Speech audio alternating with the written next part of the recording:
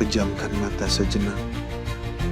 Bayangkan sebuah tempat di mana manusia, alam, dan ekonomi tumbuh bersama dalam keberkahan. Inilah Kampung Ekopreneur, sebuah kawasan wakaf produktif yang memadukan spiritualitas, ekologi, dan ekonomi berkelanjutan. Gerakan yang lahir dari mimpi besar Jamil Az-Zaini dan para founder untuk membangun peradaban yang menebarkan manfaat, ketenangan, dan harapan baru bagi umat. Di tempat ini, setiap ayat menjadi inspirasi, setiap langkah menjadi ibadah, dan setiap wakaf mengalir menjadi kehidupan yang menyuburkan bumi, menenangkan jiwa, serta menumbuhkan kebaikan tanpa henti. Bersama para penggerak perubahan, jejaring perusahaan, bisnis, lembaga wakaf, dan insan-insan peduli, kami membangun ekosistem yang hidup, dikelola secara profesional, dijalankan dengan hati, dan diarahkan untuk menjadi solusi bagi umat.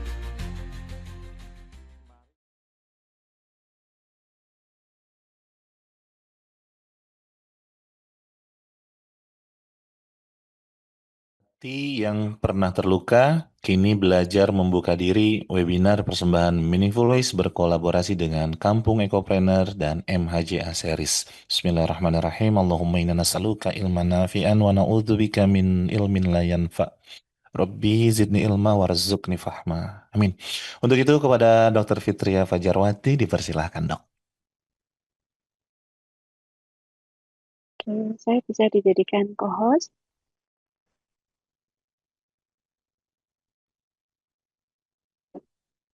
Sudah, Dok. Aman, Dok. Bisa Ya. langsung cari. Ya.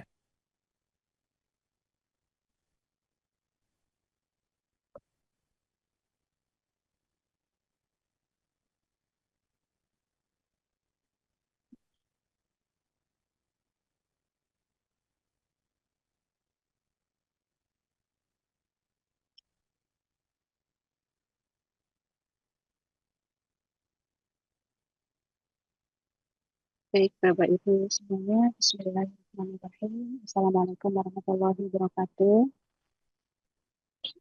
Alhamdulillahirabbil alamin. Wassalatu wassalamu ala asyrofil anbiya'i wal sayyidina Muhammad wa ala alihi wa ashabihi ajmain. Amma ba'd.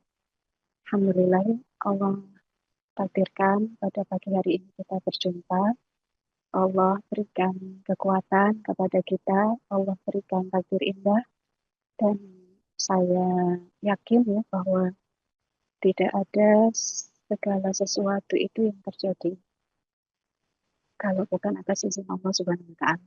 Bahkan daun yang gugur di tengah malam yang gelap sekalipun, maka ada campur tangan Allah. Bahkan mungkin makhluk hidup yang berjalan di tengah kegelapan, mungkin kita tidak mengetahui itu segala sesuatu, maka Allah ada di situ untuk mengatur segala sesuatu. Maka saya pikir ya, pertama,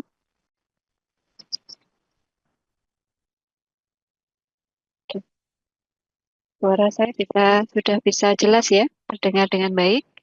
Lebih jelas sekarang, Dok. Alhamdulillah. Oke. Alhamdulillah, maka kita semuanya harus yakin dan meyakini bahwa tidak ada satu hal itu yang terjadi kecuali sesuatu itu baik bagi kita. Karena sering sekali kesedihan, kemudian rasa sakit, rasa tidak menerima itu berawal dari ketidakfahaman kita atau pikiran kita yang mungkin ya ada sedikit prasangka buruk bahwa sesuatu yang baik itu selalu takarannya adalah sesuai apa yang kita inginkan. Padahal ya kalau kita memahami bersama bahwasanya yang terjadi, yang terbaik itu adalah yang sesuai dengan takdir dari Allah Subhanahu wa Ta'ala. Nah, oleh karena itu, Bapak Ibu semuanya, bangun tidur ya. Saya sering sekali termasuk mengajak anak-anak, saya mengajak diri saya sendiri juga mengajarkan kepada diri kita setiap hari bahwa setiap hari saat kita bangun tidur itu selalu ada alasan kenapa sih kok kita itu harus bersyukur. kenapa sih kok kita itu harus bangun tidur dan menjalani hari ini dengan baik, apapun ya. Kalau sulit sekali menemukan rasa syukur itu, kalau sulit sekali menemukan alasan kenapa hari ini kita harus bahagia, kenapa hari ini kita harus menjalani kehidupan kita dengan baik, karena sekali lagi ya, yang harus kita ajarkan pada diri kita adalah bahwa hidup kita ini indah, bahwa hidup kita ini bermakna, bahwa hidup kita itu memang layak untuk diperjuangkan. Kalaulah mungkin tidak ada orang lain yang mau memperjuangkan kehidupan kita ya, di tengah kesulitan apapun yang kita hadapi, maka kita harus ingat bahwa ada diri kita sendiri dan Allah Subhanahu wa Ta'ala tempat satu-satunya bersandar yang paling baik. Nah, kalau misalkan kita sulit lagi ya, maka kita harus ingat, ini loh bahwasanya di tubuh kita itu ada sesuatu atau ada yang sedang berjuang setiap detik, setiap menit, setiap jam, setiap hari untuk menjaga diri kita dengan baik. Apa itu? Yaitu daya tahan tubuh, ya kan? Kalau kita mengenal, itu ada IgG, ada IgM, ya kan? Kalau dalam sistem imunologi, mereka itu 24 jam. Mereka itu tanpa lelah, tanpa pamrih menjaga kita dari hal-hal yang menyakitkan, dari sesuatu yang membuat kita akan terluka, dari hal-hal bahaya di luar yang akan membuat kita sakit dan seterusnya. Nah, pemahaman-pemahaman itu Bapak Ibu semuanya akan eh, mengantarkan kita pada satu pemahaman bahwasanya ya, kemanapun kita pergi, apapun yang akan terjadi, maka ketika kita ditanya bagaimana kabar kita hari ini, maka kita akan selalu menjawab, Alhamdulillah ya Allah, saya bersyukur hari ini. Saya, Bapak Ibu semuanya itu pernah mendapatkan satu pengajaran yang sangat bermakna ya dari pasien saya. Ketika suatu hari datang seseorang ibu-ibu ke tempat praktek, kemudian saya memahami bahwa beliau ini menderita atau mengalami penyakit, mohon maaf ya, kanker yang stadiumnya sudah lanjut. Nah, tapi ada satu pengajaran yang uh, membuat saya itu, Masya Allah, luar biasa gitu ya. Karena setiap kali saya tanya, Ibu bagaimana kabarnya hari ini? Insya Allah deh, Alhamdulillah gitu. Alhamdulillah, Alhamdulillah. Pokoknya yang dia bilang setiap datang ke tempat praktek saya itu kan Alhamdulillah. Suatu hari saya sangat penasaran ya, Ibu, kenapa? eh apa alasan? Bolehkah saya diberikan insight, Bu? Atau apa sih yang membuat Ibu itu hari ini ya setiap hari selalu bersemangat, kemudian ketika saya tanyakan kabarnya selalu bilang Alhamdulillah. Maka jawaban dia adalah Alhamdulillah, Dok. Apakah Ibu tidak pernah merasakan sakit ya? Karena stadium lanjut juga dia memakai analgetik yang sudah bukan analgetik yang biasa ya. Beliau menyampaikan bahwa Alhamdulillah dok, kalau sakit ya sakit. Tetapi saya selalu punya alasan ya. Saya bersyukur hari ini karena setiap saya kontrol di sebuah rumah sakit besar itu saya timbul rasa syukur di mana ketika hari ini saya masih ngantri di kursi duduk poli, maka saya dalam berbagai situasi itu mendapati kata susternya orang-orang atau pasien-pasien yang sebelumnya ngantri bersama saya di depan poli itu sekarang sudah dipanggil oleh Allah Subhanahu wa Ta'ala. Maka saya menyadari bahwa nikmat yang terbesar saya adalah masih diberikan kesempatan untuk hidup. Jadi Bapak Ibu semuanya, Alhamdulillah ya kita hari ini diberikan kesempatan oleh Allah Subhanahu wa Ta'ala di tengah banyak kesulitan, di tengah pasti banyak tantangan yang terjadi, seperti ibu yang bekerja ya kan sekaligus ibu rumah tangga tentu juga banyak tantangannya. Ketika harus hari Senin berangkat kerja, tentu harus bangun lebih pagi, masak buat anak-anaknya ya seperti saya tadi bangun lebih pagi agar semua sudah selesai saat acara ini dimulai.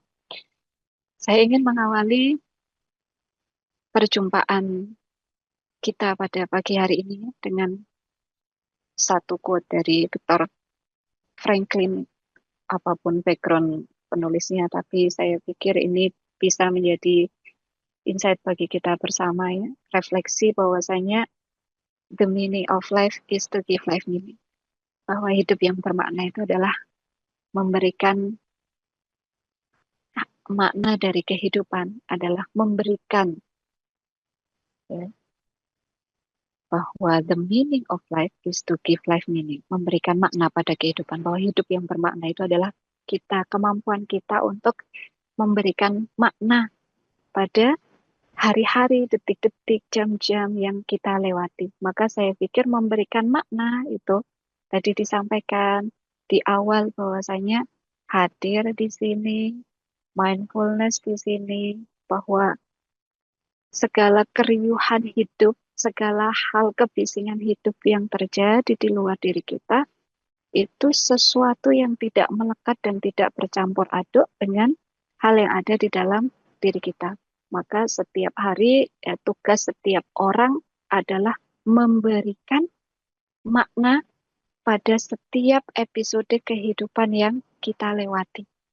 Nah, dalam memberikan makna itu kan artinya kita sadar, kita memiliki personal insight yang baik. Kita paham diri kita. Kita paham diri kita. Kita memahami apa kekurangan kita. Kita memahami apa kelebihan kita.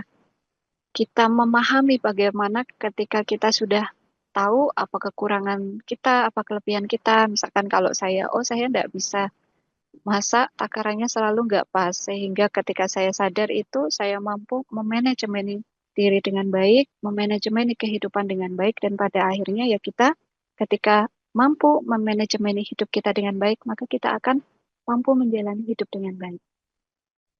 Dan salah satu yang bisa kita lakukan ya untuk terus-menerus memahami, memberikan makna pada kehidupan kita adalah kalau dalam konteks Islam, ya kan, khairun nas anfa'uhum linnas, bahwa sebaik-baik manusia adalah yang bermanfaat untuk orang lain. Maka level tertinggi kebermaknaan itu adalah ketika ya kan kita mampu bermanfaat bagi orang lain. Dalam konteks kalau kita ibu rumah tangga, berarti kita mampu personal insight, mampu menyadari kekurangan kita, mampu menyadari kelebihan kita, sehingga kita bisa memanajemeninya dan kemudian bisa memanajemeni anak-anak kita, memanajemeni suami kita, dan memanajemeni keluarga kita dengan baik. Nah, ingat bahwa memimpin orang lain itu adalah hasil dari kita memimpin diri sendiri. Mendidik anak-anak kita adalah hasil dari kita mendidik diri kita sendiri. Nah, oleh karena itu pengajaran yang harus kita lakukan setiap hari pada diri kita adalah senantiasa belajar tentang menjadi diri yang lebih baik. Nah, dalam pagi hari ini ya Bapak Ibu semuanya, setiap hari orang tuh nggak ada yang nggak punya masalah, Bapak Ibu. Selagi kaki kita itu masih menginjakkan di tanah, di bumi, maka akan selalu kita bertemu dengan kendala, tantangan, dan masalah. Oleh karena itu, kalau kita memahami bahwa ketika orang itu mengalami sesuatu dan kemudian dia tidak bisa menerimanya dengan baik, tidak bisa menerimanya dengan baik, maka itulah yang disebut dengan stres. Ketika sesuatu itu, kalau bahasa dalam konteks pada pagi hari ini ya, ketika kita tidak mampu menerima hal yang terjadi dalam diri kita dan diri kita menganggap bahwa sesuatu itu persepsi kita adalah luka yang menyakitkan, ya kan? Maka kita akan merasa sakit dan tersakiti. Maka setiap hari yang harus kita ingat adalah Ketika ya kan kita menghadapi segala tantangan dan persoalan, maka kita akan selalu berada pada satu siklus hidup di mana awal pertama itu kita akan shock. Awal pertama itu akan kita shock, tidak percaya. Kemudian kita menyangkal. Bahkan tidak jarang kita itu meminta nasihat sampai kemana-mana berharap bahwa nasihatnya dia itu sesuai dengan apa yang kita inginkan, apa yang kita pikirkan.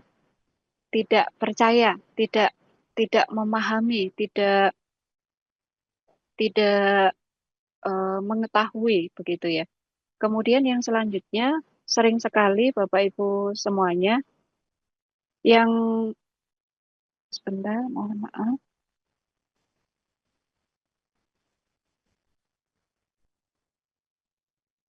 Baru kemudian setelah kita tidak percaya, menyangkal, shock, itu baru kita bisa menyadari. Ketika kita sadar, oh iya ya, makanya ketika ada persoalan, ya terutama mungkin perempuan atau ibu-ibu, itu yang harus kita lakukan itu adalah pikiran atau otak itu harus jalan lebih dulu dibandingkan dengan, mohon maaf, mulut kita, atau mohon maaf, mata kita. Karena sering sekali apa yang kita lihat, apa yang kita dengar itu memang tidak sesuai dengan realitanya. Maka ketika ada persoalan, dengan kita memastikan bahwa pikiran kita itu bekerja lebih dulu dibandingkan dengan mulut kita, maka akan membuat kita tidak mudah marah, tidak reaktif dalam menghadapi persoalan, dan kemudian kita mampu mencerna dengan baik apa sih yang terjadi, apa sih yang terjadi. Makanya kalau ada persoalan tuh biasanya termasuk saya sendiri yang saya lakukan tuh diam, diam, kemudian coba itu dianalisa apa ini ya yang sedang terjadi ya. Kemudian dengan melakukan analisa, memikirkan secara mendalam, maka kita akan sadar. Setelah sadar, baru bisa menerima. Jadi tidak mungkin Bapak Ibu semuanya, kita itu kalau ada persoalan, mau langsung akan menerima dengan lapang dada.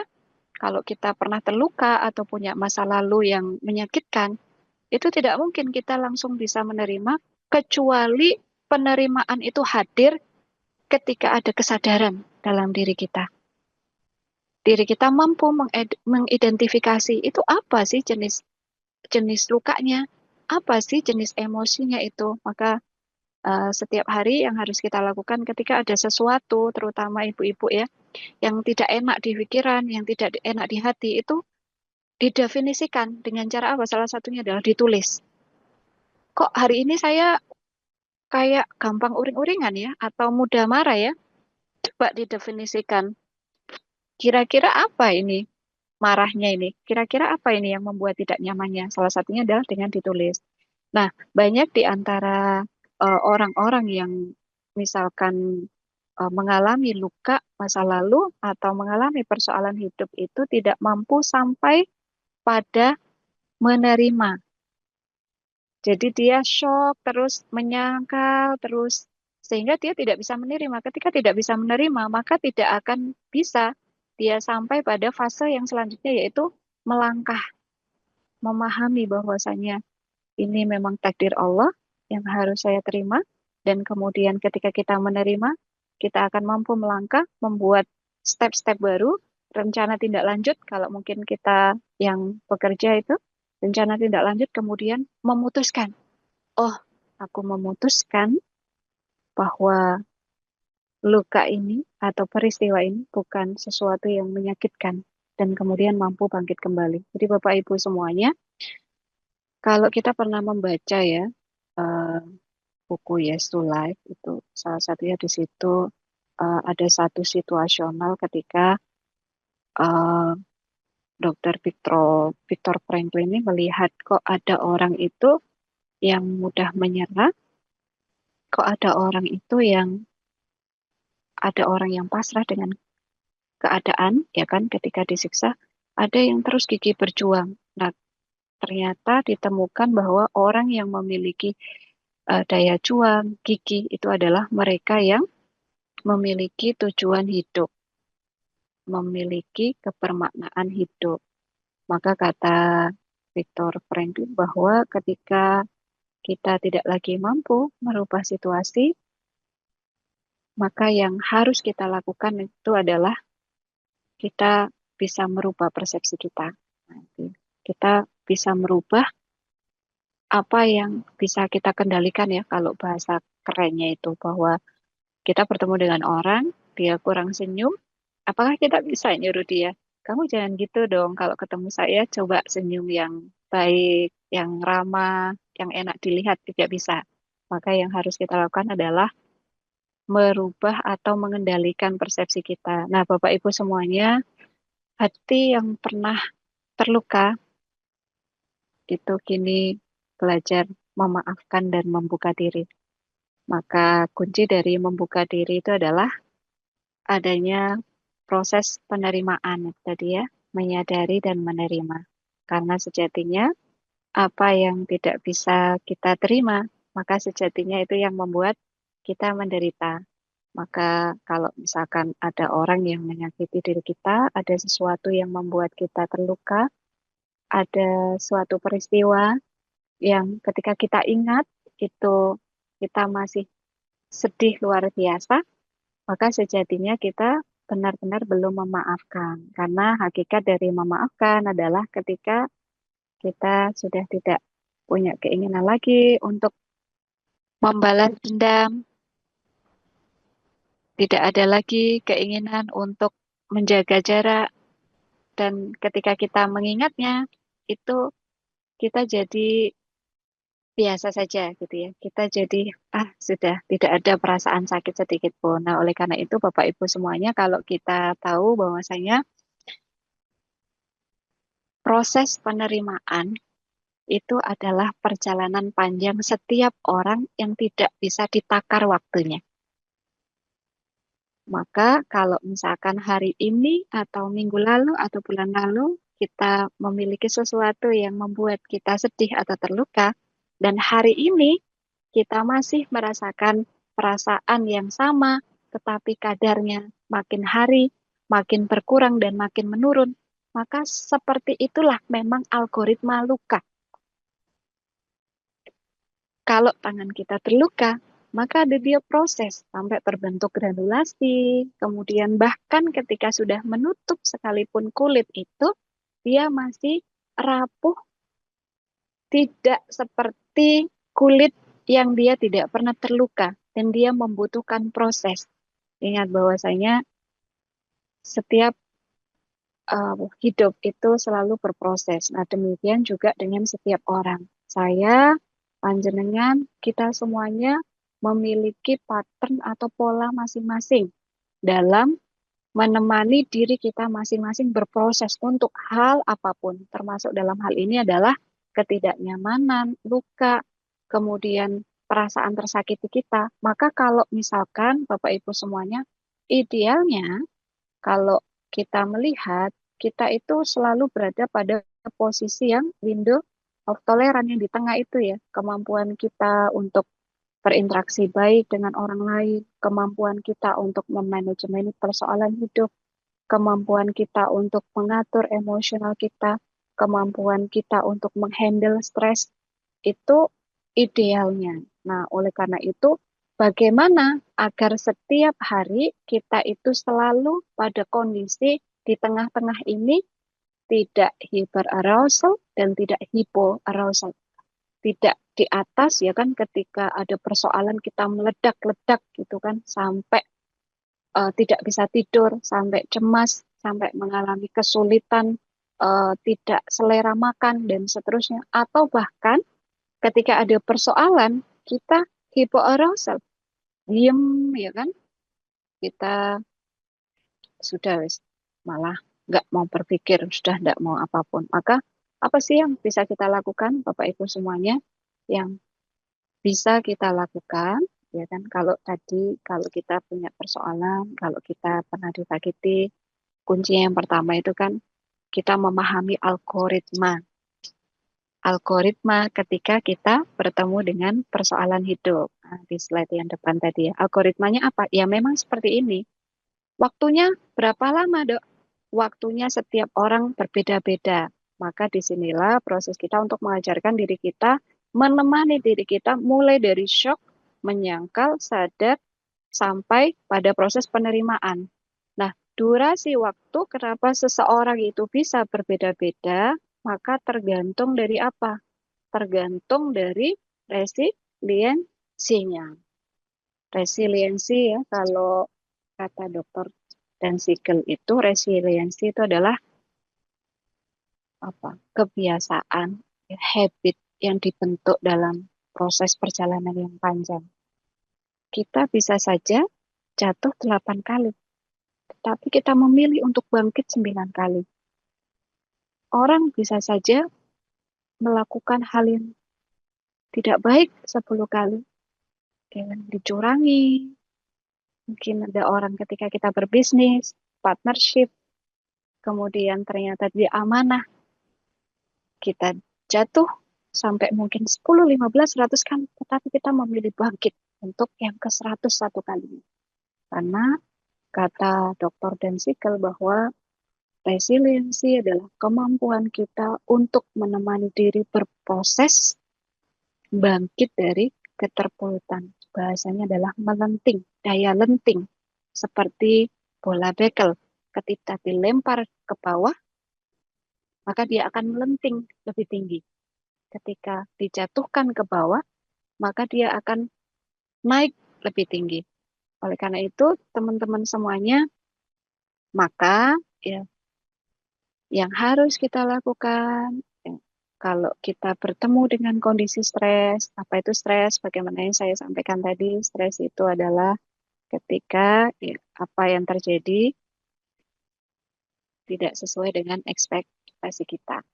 Maka yang merah di bawah itu adalah yang tidak sesuai dengan ekspektasi kita. Hal-hal yang negatif, anak-anak yang mungkin belum sesuai dengan doa-doa yang kita panjatkan. Mungkin sikap suami yang belum sesuai dengan yang seharusnya. Kondisi bisnis misalkan yang tidak sesuai dengan target-target tahunan dan seterusnya. Maka peluklah setiap gelombang yang terjadi dan anggap bahwa kesulitan itu adalah guru terbaik bagi kita. Karena hidup yang baik itu bukan tentang menghindari jatuh, karena kita tidak bisa selagi kita hidup di dunia, kecuali kalau kita hidup di surga. Tetapi hidup yang baik itu adalah keberanian untuk bangkit setelah jatuh dan bergerak maju menuju akhir yang positif.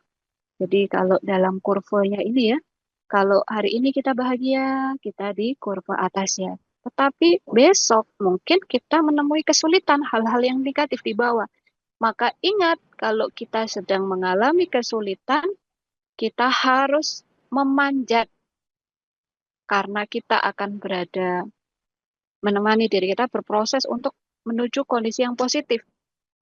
Kemudian mengarah ke negatif lagi, kita naik lagi, begitu seterusnya. Nah, ini adalah kurva hidup yang harus kita pahami, Bapak Ibu semuanya. Jadi demikian juga ketika kita terluka, bagaimana agar kita belajar membuka diri? Maka kita menemani diri kita berproses saat kita ingat itu tadi kita berada dalam kondisi yang negatif. Maka setiap hari itu selalu ada dua orang yang seperti berdiskusi dalam diri kita. Hal yang negatif selalu dikonter dengan hal yang positif. Hal yang negatif selalu dikonter dengan hal yang positif. Begitu seterusnya. Jadi karena membuka diri, ya kalau kita terluka itu artinya kita menemani diri kita berproses, dan berapa lama waktunya kita mampu untuk hilang sama sekali rasa sakit itu, maka tergantung dari resiliensi atau daya juang kita. Dan sekali lagi bahwa daya juang itu bukan sesuatu yang diturunkan ya, karena sebagaimana yang pernah disampaikan oleh ahli biola dunia bahwa tidak ada kata jenius. Maka aku hanya berlatih 14 jam selama 37 tahun. Maka tidak ada orang yang sabar itu pada awal. Yang ada adalah ketika saya menghadapi ribuan badai dan kemudian saya memilih untuk tetap bertahan dan berjuang. Nah, jadi Bapak Ibu semuanya, dan sekali lagi untuk membuat diri kita terbuka ya, dalam melewati masa-masa sulit, sesuatu yang menyakitkan, sesuatu yang kita anggap persepsi bahwa itu luka adalah tergantung dari apa yang setiap hari kita lihat dan kita dengar. Maka dipastikan bahwasanya apa yang kita lihat, apa yang kita dengar, itu sesuatu yang baik. Kalau misalkan kita tidak punya teman, Dok, ya coba dilihat. Itu yang di medsos, di TikTok, di Instagram apa. Maka dipastikan bahwa apa yang masuk ke dalam pikiran kita itu harus kita kontrol. Karena apa yang kita pikirkan itu dia akan menjadi nilai ya, kebiasaan, karakter, nilai-nilai kepercayaan, dan kemudian pada akhirnya kalau pikiran kita itu sudah isinya A, maka seperti itulah yang kita ucapkan, seperti itulah yang kita lakukan, dan itu yang akan membentuk karakter kita, dan pada akhirnya membentuk takdir kita semuanya. Jadi Bapak Ibu semuanya, eh, ketika kita terluka ya, atau kita pernah mengalami situasi yang sulit, maka ada beberapa hal yang bisa kita lakukan. Salah satunya tadi ada yang menyampaikan teknik journaling. Itu artinya kita mendefinisikan apa sih sebenarnya yang sedang terjadi. Kalau ibu-ibu tadi saya sampaikan suka bulet aja di otak, maka ditulis. Ditulis apa sih yang sedang kita rasakan. Setelah ditulis, maka berikan makna pada setiap peristiwa. Oh, aku hari ini sedang marah. Emosinya namanya marah. Marah tentang apa? Itu kan ada proses diskusi di internal kita. Marah karena suami, nah begitu ya. Ketika saya mau lihat HP-nya misalkan tidak diperbolehkan, begitu sehingga saya marah dan overthinking misalkan. Maka berikan makna pada setiap emosional dan peristiwa itu. Apa maknanya?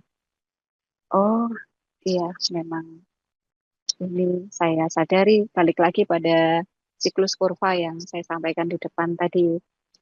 Awalnya marah, shock, kemudian denial, kemudian pada akhirnya kita menerima bahwa, bahwa saya menyadari saya sekarang sedang marah, tetapi saya mengajarkan pada diri saya ketika saya marah, kok ternyata ada yang berdegup kencang di dada kiri saya. Oh ternyata itu jantung sedang bekerja lebih ekstra, memompa darah karena ada proses peningkatan organ-organ yang lain yang sedang bekerja karena proses marah saya. Nah itu kalau misalkan diterus-teruskan, kita ada diskusi kira-kira yang dirugikan siapa gitu. Kalau misalkan nanti sampai tekanan darah saya tinggi karena setiap hari saya kerja jantungnya lebih berat gitu.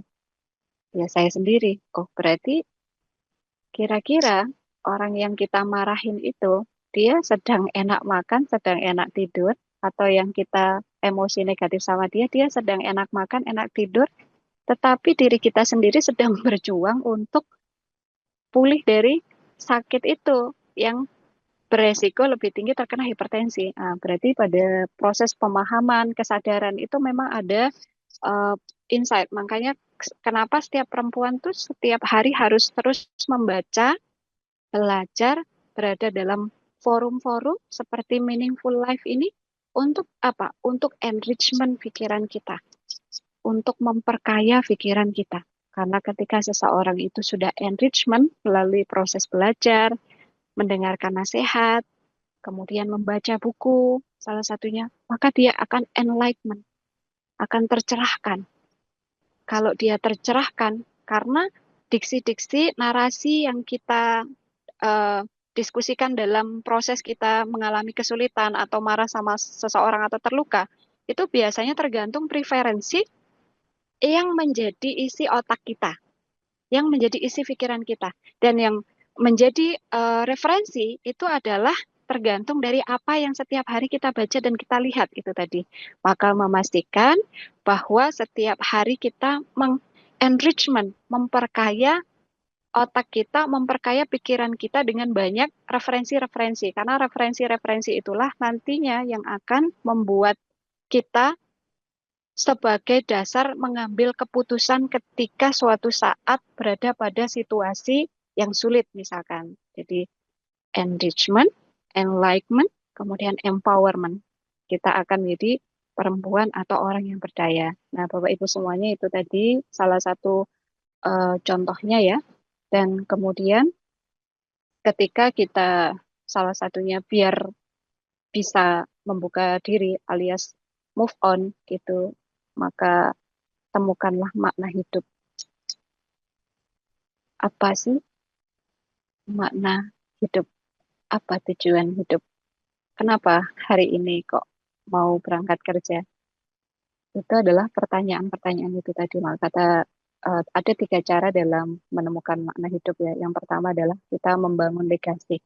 Contoh sederhananya itu begini, kalau kita hari-hari kita, aktivitas kita, pikiran kita itu disibukkan gitu untuk bekerja, untuk menulis, ya kan, untuk ngisi materi, untuk pergi ke pengajian, untuk membaca buku, maka waktu kita itu otomatis untuk overthinking itu akan berkurang. Maka menemukan makna hidup yang pertama bisa kita lakukan dengan membangun legasi. Legasi.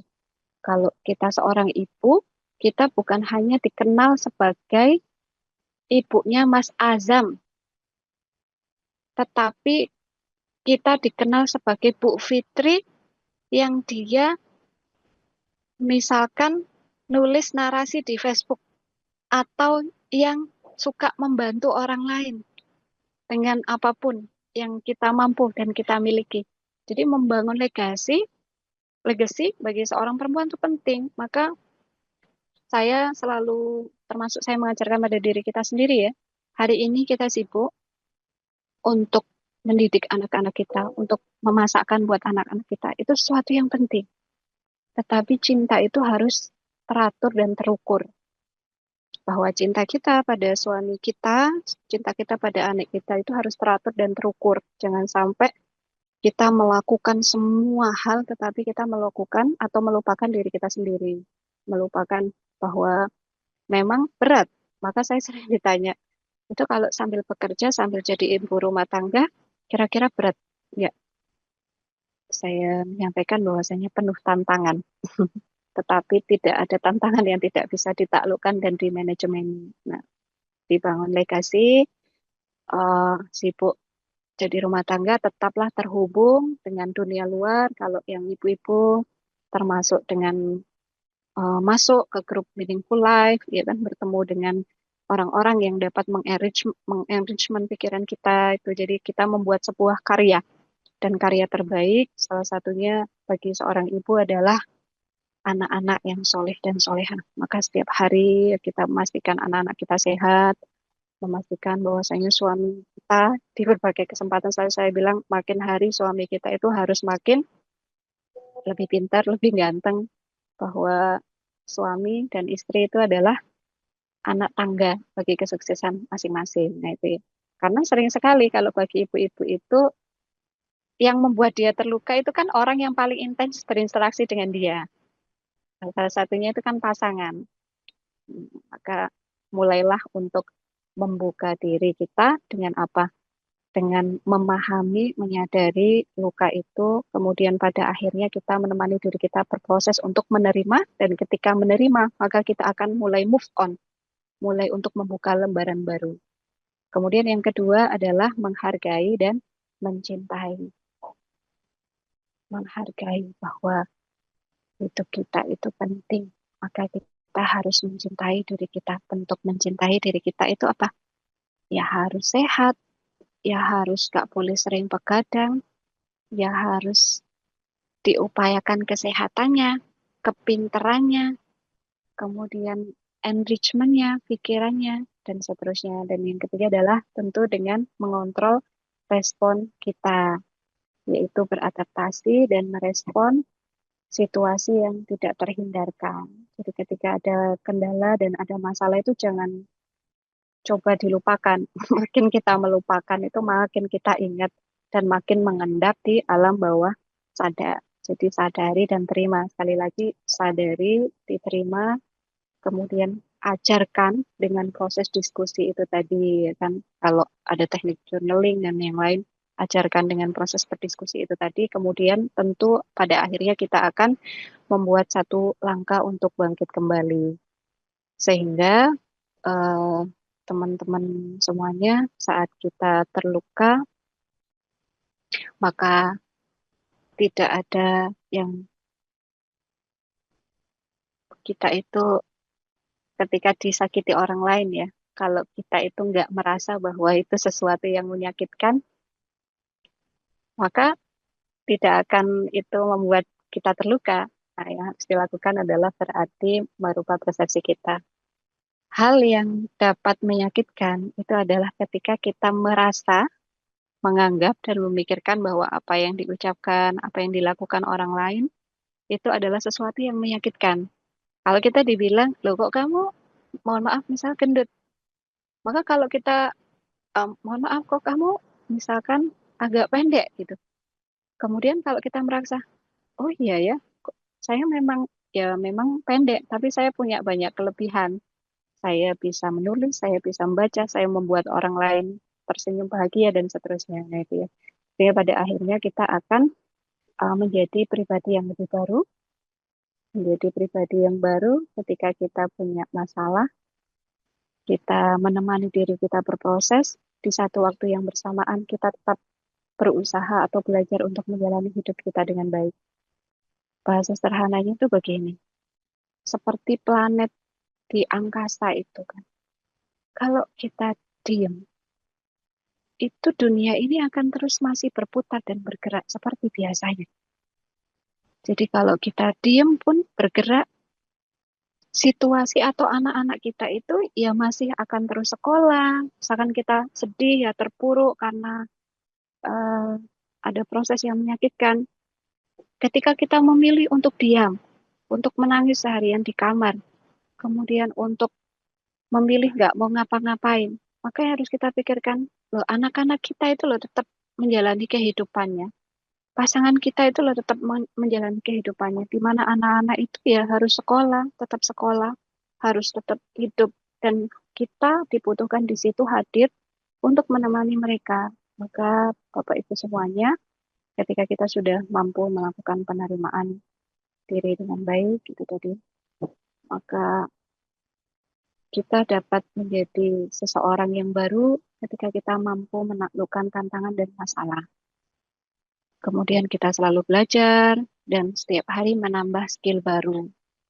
Maka setiap ibu, setiap perempuan itu setiap hari dalam daftar white listnya itu adalah apa hari ini yang bisa saya pelajari. Nah itu kan dalam rangka menyibukkan diri kita ya, mengenrichment.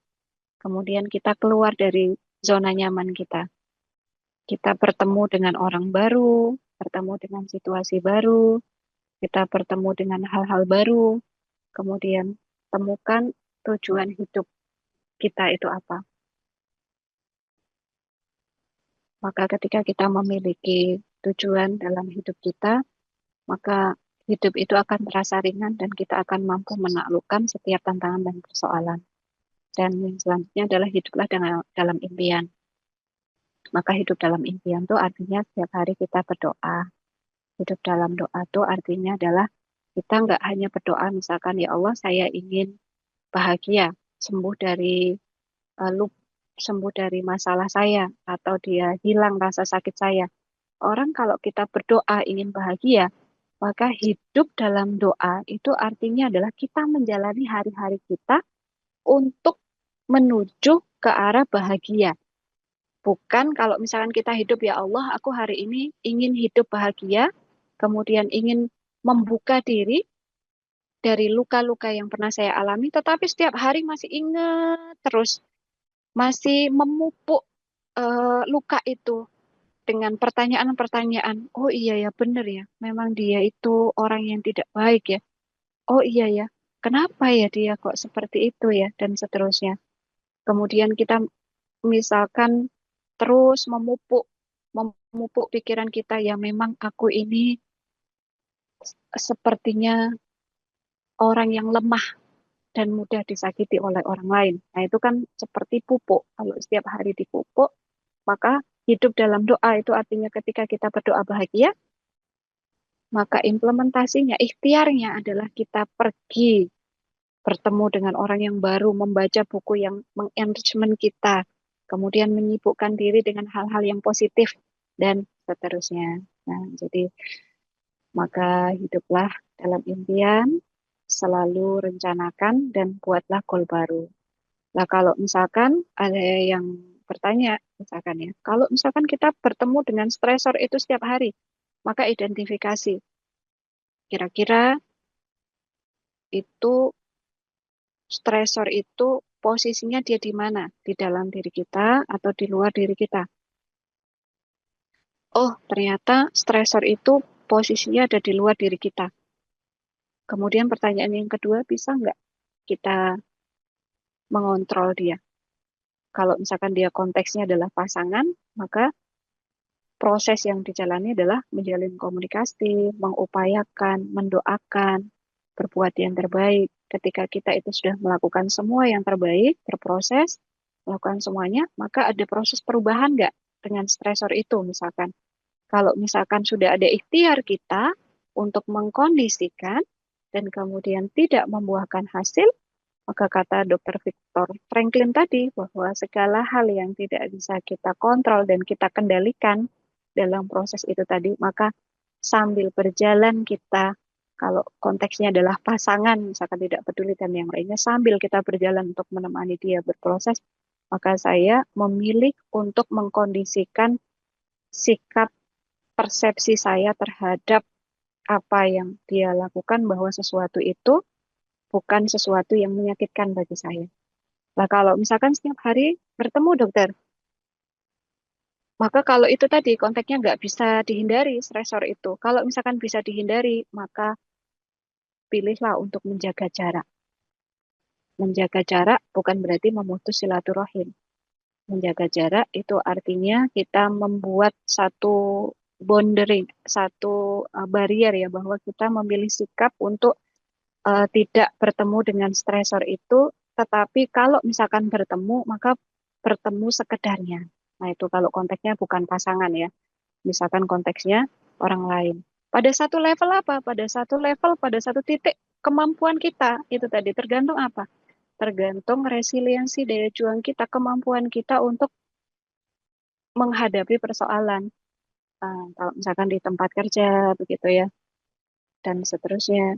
Maka setiap orang memiliki cara untuk pada satu titik kemampuan dia sampai batas bottom up-nya itu sampai mana. Nah, itu. Jadi itu yuk eh, kita latih untuk menjadi lebih baik dengan memahami bahwa setiap hari kita bisa mengupayakan dengan bangun lebih pagi karena lebih baik tidur lebih cepat dan bangun lebih pagi sehingga kita memiliki cukup waktu dan tenaga. Ingat, tidak ada yang bisa menggantikan tidur malam. Ada hormon-hormon itu yang hanya dihasilkan pada saat kita tidur di malam hari. Ya. Dan kemudian kita harus membuat prioritas. Jadi kalau kok kadang ibu-ibu itu merasa agendanya banyak sekali, waktu ditanya apa, bingung menjelaskan, maka buatlah agenda harian, apa yang kita kerjakan besok, kemudian setelah kita membuat atau menetapkan agenda apa yang akan kita lakukan, pekerjaan apa yang kita lakukan pada besoknya, maka salah satu yang harus kita lakukan adalah jangan terlalu kejam pada diri sendiri ya. Artinya misalkan memang tidak sesuai ekspektasi, maka yang penting ya kita sudah menjalankan sesuai dengan ikhtiar yang maksimal. Kemudian katakan tidak untuk hal yang tidak bisa atau tidak ingin kamu lakukan. Nah, kalau misalkan stresornya seperti tadi yang disampaikan, itu setiap hari ketemu, ya maka kita harus membuat batasan. Disampaikan kuncinya adalah dikomunikasikan dengan baik. Dikomunikasikan dengan baik bahwasanya kita uh, tidak sedang ada kegiatan yang lain yang harus kita lakukan sehingga mohon maaf untuk saat ini masih belum bisa bergabung atau belum bisa melakukan dan seterusnya. Kemudian harus punya hobi, milikilah hobi, kemudian fokus pada hubungan yang orang yang cocok denganmu dan luangkan waktu bersama mereka. Jadi punyalah satu circle ya, support system bagi kita yang itu dapat memberikan booster energi positif ketika kita berkumpul dengan mereka. Maka siapa support system terbaik? Seorang istri sama seorang suami. Support system terbaik ketika kita sudah menikah itu adalah pasangan. Jadi kalau saat ini belum menemukan pasangan kita menjadi support system terbaik kita, maka senantiasa berusaha untuk saling mencari cara agar selalu relevan. Nah, itu. Kemudian ketika kita ada kendala, maka curhat pada orang yang kita percaya.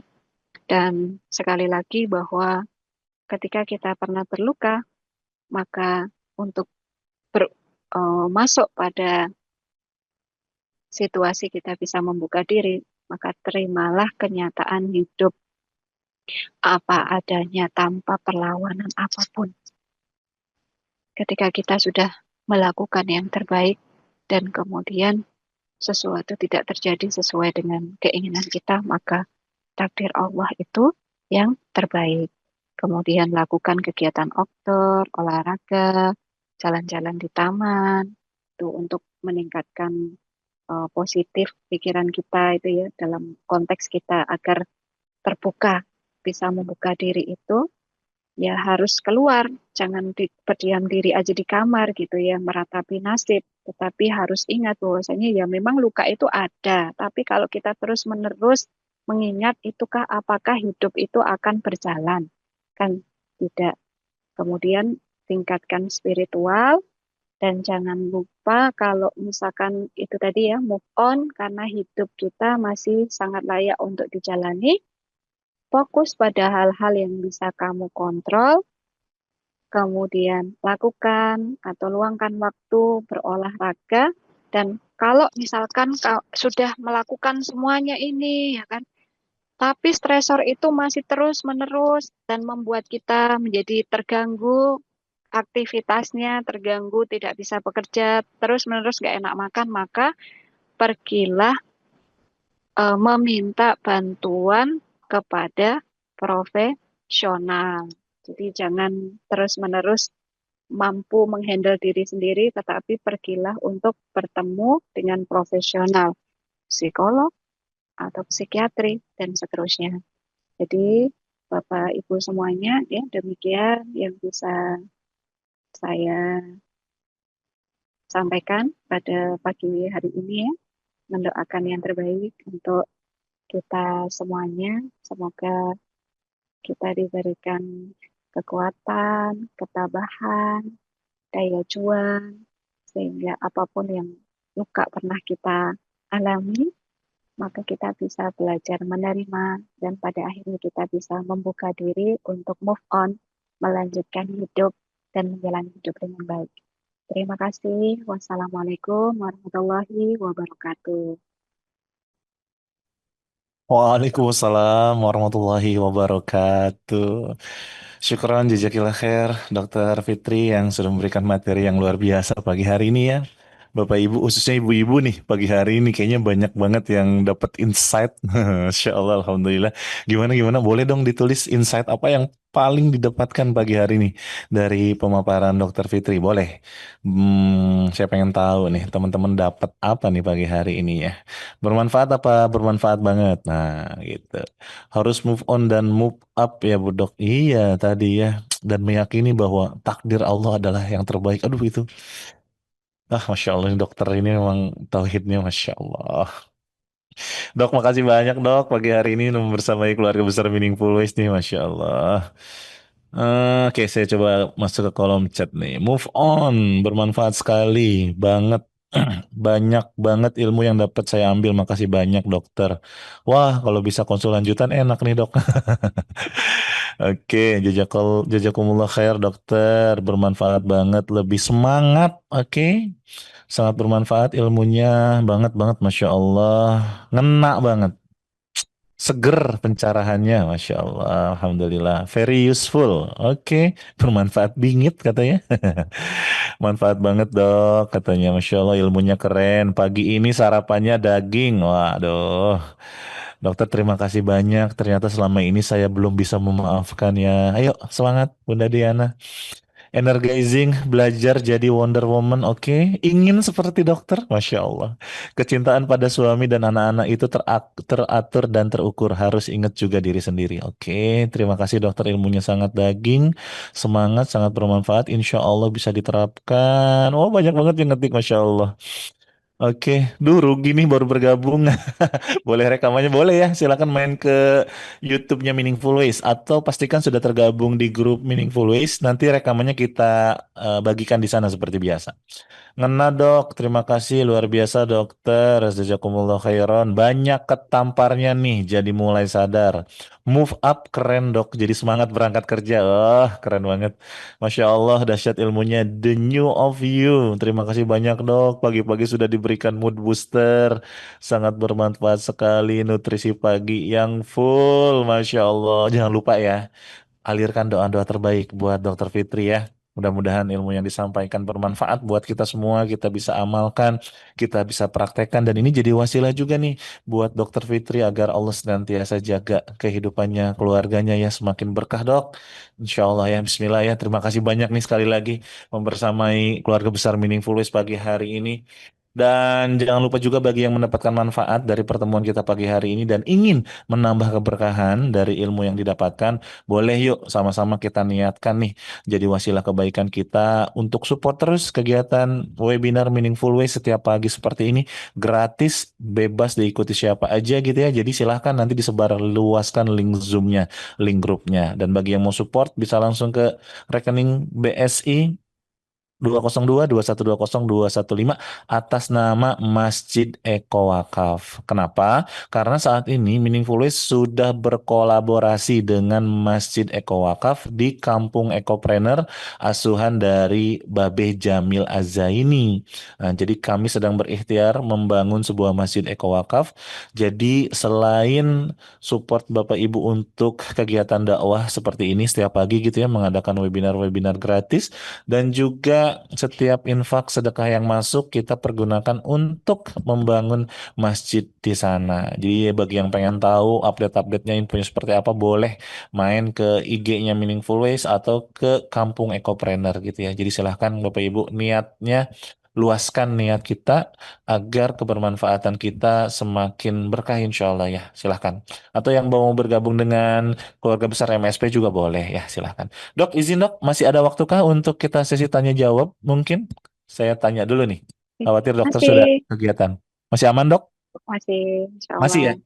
Alhamdulillah. Berarti nanti kita insya Allah optimalkan sampai pukul 6.45 pagi ya Bapak Ibu sekalian. Karena, oh info nih satu lagi. Saat ini Meaningful Ways kan biasanya open Zoom-nya 5.30.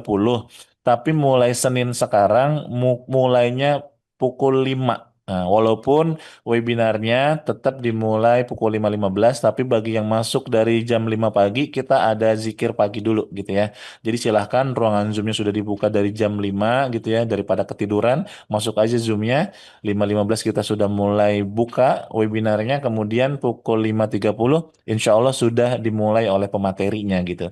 Jadi itu ya silahkan bagi yang mau mengikuti webinar Meaningful Way setiap Senin sampai dengan Jumat, nah silahkan tergabung dengan grupnya. Yang mau bertanya, saya dahulukan yang resen silahkan biar ada interaksi dengan dokter gitu ya.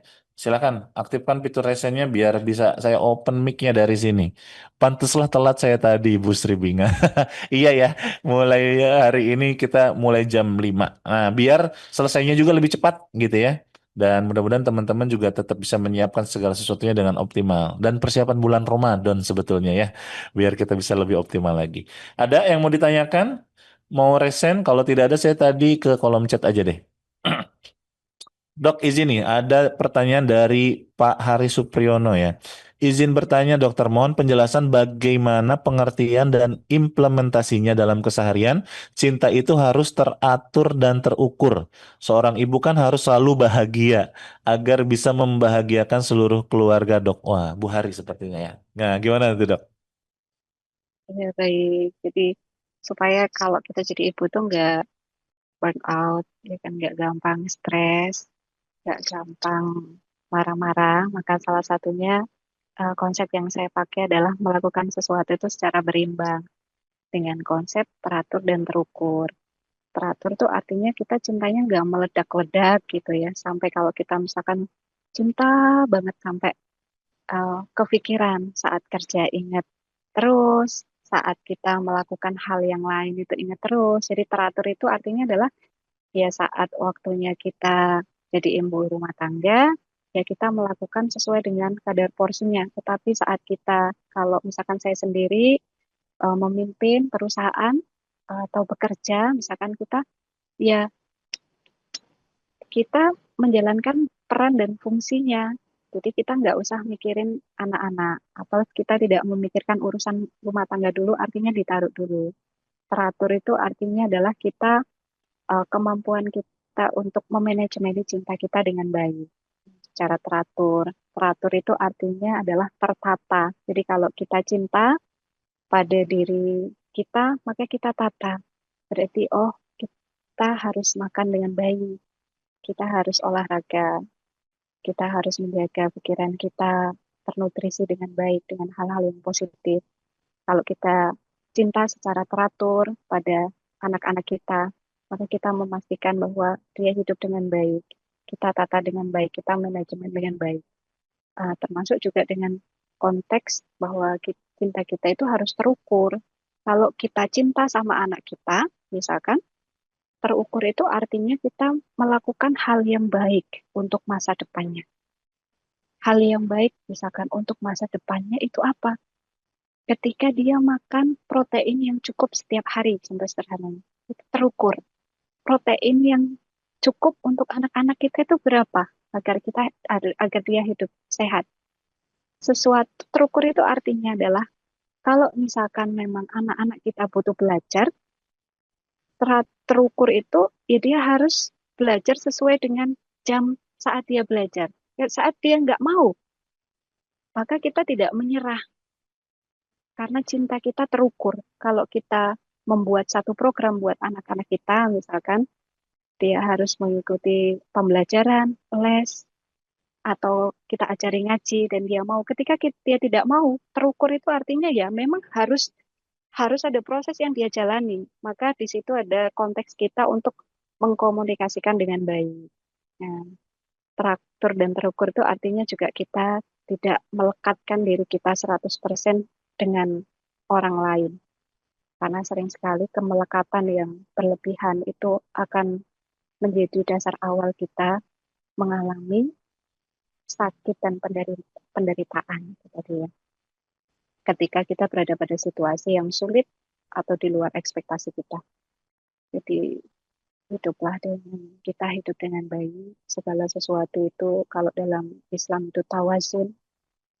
Jadi seimbang, berimbang, teratur dan terukur. Itu sih. Kalau waktunya kita capek ya istirahat. Makanya kalau kayak HP itu kan jangan ngecas waktu sudah habis. Nah, itu teratur dan terukur ya, analoginya. Jadi caslah sebelum baterainya itu nol.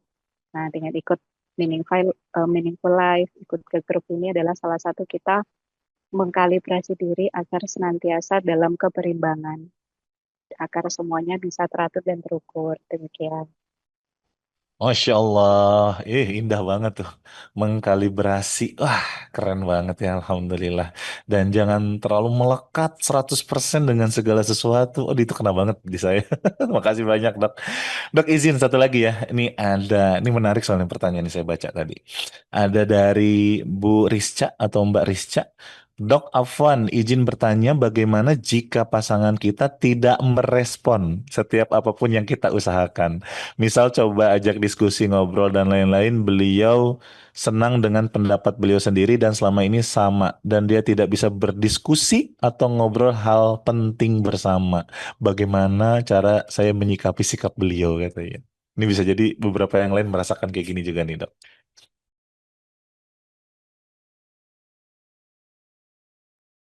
Dok masih di mute nih kalau sekarang nih. Mohon maaf. Baik, Nah, memang tema yang terindah dan tidak pernah ada ujungnya itu adalah ketika kita berbicara tentang relasi hubungan personal dengan pasangan ya. Nah, yang harus kita pahami bersama itu bahwasanya apapun itu nggak bisa kalau kita bertepuk dan hanya satu tangan, karena dia tidak akan menimbulkan ritme suara yang indah. Nah, itu yang harus kita pahami. Jadi, kalau kita memiliki dalam proses konteks ini kan setiap orang itu selalu punya cara untuk menjaga relasi intimnya dengan pasangan. Maka yang harus kita pahami bersama saat kita sudah menikah itu adalah jangan pernah, kalau saya pribadi ya, setiap tahun, setiap tanggal pernikahan itu ada kalimat yang harus selalu kami ucapkan bersama, bahwa jangan lupakan takdirmu dan takdir kita. Takdirmu dan takdir kita itu apa? Bahwa kita itu ditakdirkan untuk hidup bersama-sama, bahwa kita itu ditakdirkan untuk menciptakan kebahagiaan bersama-sama. Konteksnya itu kan bersama-sama. Dan kita ditakdirkan untuk menjadi anak tangga sukses bagi masing-masing, menjadi support system terbaik. Sebagaimana Bunda Khadijah menjadi support system terbaik bagi Rasulullah, demikian juga sebaliknya. Dan jangan lupakan takdir kita bahwa kita ditakdirkan untuk menaklukkan tantangan bersama-sama. Nah, bersama-sama itu kan artinya dalam konteks itu, kalau ibu-ibu pernah dengar lagunya Tulus itu kan, siapa yang pernah dengar? Jangan cintai aku apa adanya, tuntutlah sesuatu agar aku menjadi lebih baik, kan begitu konteks lagunya Tulus. Nah, demikian juga dengan pasangan. Bagaimana kalau misalkan eh, pasangan kita tidak sefrekuensi? Maka yang bisa kita lakukan pemahaman itu, kalau kita sendiri ya, bahwa ya selalu saya sampaikan bahwa suami yang kita nikahi 20 tahun yang lalu itu beda sama sekarang. Maka ada proses kita untuk meriset meriset ulang, mengobserv ulang apa sih yang mempengaruhi pikiran dia. Oh, dia punya teman-teman baru, maka kita juga harus terlibat. Sesekali bertemu dengan temannya, ke circle-nya dan seterusnya. Dan kemudian yang selanjutnya adalah kita temani berproses, bahwasanya tidak ada suami itu, saya pikir ya, yang nggak bisa dikondisikan dalam tanda kutip. Tapi ada proses pengkondisian yang tentu eh, berbeda-beda dan punya cara masing-masing ya setiap istri. Jadi kita temenin suami kita berproses, Bu. Kalau misalkan masih belum sesuai dengan ekspektasi kita, pertanyaannya apakah ekspektasi kita ketinggian atau standar kita kerendahan? Maka setiap tahun, setiap hari jalin komunikasi, didoakan pasangan kita, disampaikan dengan baik apa yang menjadi keinginan kita, dan kalau misalkan belum bertemu pada satu titik ya, kita meminta nasihat kepada orang lain atau yang kita percaya. Makanya kalau kita terkait dengan pernikahan itu kan kita nggak bisa mengcopy paste nasihat orang lain atau apa yang dilakukan orang lain. Yang bisa kita lakukan itu adalah mengambil insight. Oh, ternyata ada loh, kalau saya pribadi misalkan, ada loh ternyata perempuan itu yang dia jadi ibu rumah tangga, tetapi dia jadi pekerja dan dia sukses, misalkan Ibu Sri Mulyani dan yang lain. Nah, itu kan dia insight kita untuk, loh ternyata ada. Berarti kita bisa. Gimana dia caranya mengelola dan menjalani hidup? Bagaimana dia mengkondisikan agar suaminya itu bisa atau menjadi sefrekuensi dan seterusnya. Gitu ya. Jadi saling mendoakan, jaga komunikasi, ya. Berkomunikasilah dengan baik, saling ngobrol, bahkan untuk hal-hal yang receh sekalipun. Karena tragedi terbesar ya, salah satunya dalam pernikahan itu adalah ketika kita merasa tidak saling relevan. Kalau misalkan suami kita kayak tadi itu apa suka nonton film pendek atau apa? Ya kalau selagi itu memang tidak sangat mengganggu, masih pada tempatnya, ya bisa ditoleransi karena dalam sebuah hubungan itu kan bagaimana kita mampu berada pada titik keseimbangan yang sama. Apa yang menjadi kekurangan dia itu kita di situ sebagai pasangan yang harus melengkapi, dan apa yang menjadi kekurangan kita itu pasti beliau ada keinginan atau ada cara untuk mentoleransi gitu sih. Jadi saling-saling sama-sama untuk belajar bersabar dan menemani pasangan kita berproses.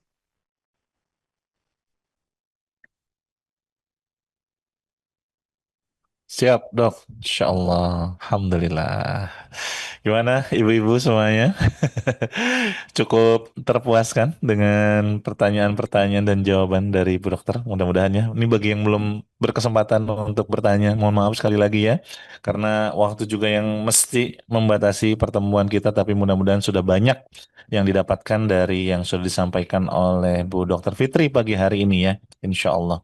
Dok, sebelum ditutup mungkin ada sebuah meaningful statement sebagai penutup kita pagi hari ini, dipersilakan.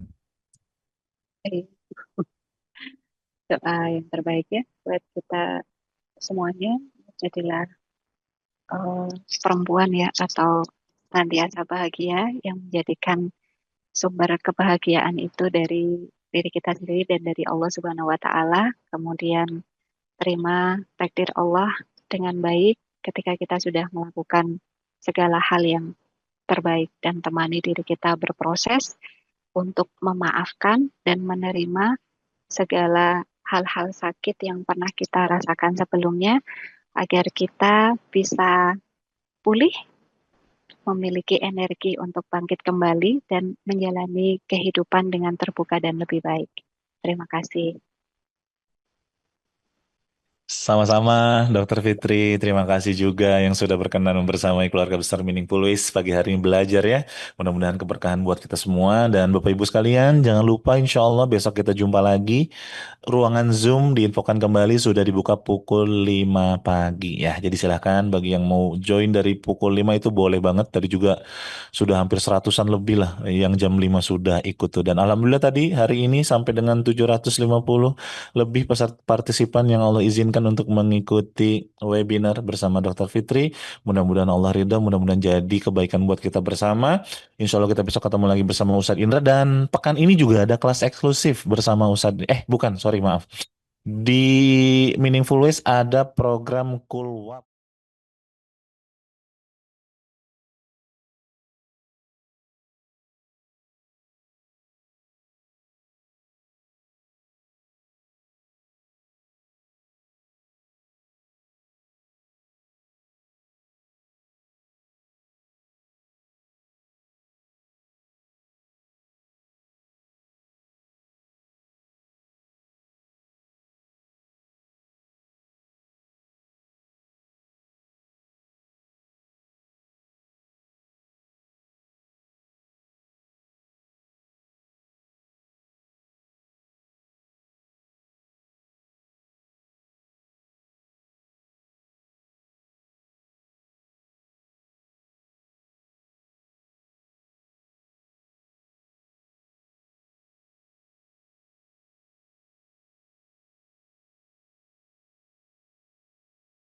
Lagi terima kasih banyak. Bagi yang mau follow-follow kita boleh banget meaningfulways.media. Bagi yang mau lihat YouTube-nya kita juga silahkan ke Meaningfuls Official. Itu tinggal lihat aja di sana banyak materi-materi yang sudah pernah kita lalui selama setahun ini kali ya. Meaningful Ways sudah hadir menemani Bapak Ibu setiap pagi semuanya. Dan akhir kata menambah semangat dan keceriaan keberkahan pagi hari ini, yuk sama-sama kita tutup dengan mengucap hamdalah. Alhamdulillahirabbil alamin. Subhanaka Allahumma wa bihamdika asyhadu alla ilaha anta astaghfiruka wa atubu ilaik. Barakallahu fikum. Berkah selalu. Kirimkan doa-doa terbaiknya buat kita semua. Wassalamualaikum warahmatullahi wabarakatuh. Waalaikumsalam warahmatullahi wabarakatuh. Terima kasih banyak.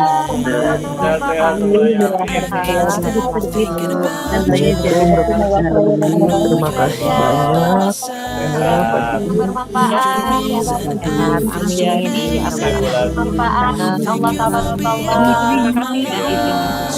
Assalamualaikum warahmatullahi wabarakatuh.